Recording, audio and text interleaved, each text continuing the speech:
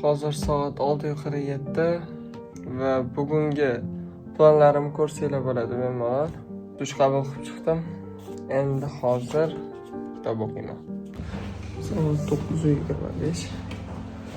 Hozir ofisga keldim. Soat 10:30 va men montaj tugadi. Soat 13:25 va biz obeddan kelyapmiz. Bolalar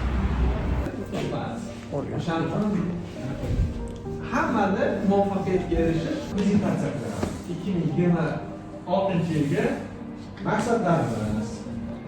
Biz hozir qanaqa holatdamiz? So'z kompaniyasi hozir qanaqa holatda? Soat 7:51 va men uyga kelib bo'ldim. Ertangi syomka belgilangan, syomkaga chaqirishgan. Tushib berishim kerak videoga. Va o'shanga ertaga boshqacha bo'ladi. Bugun qanday ishlarim?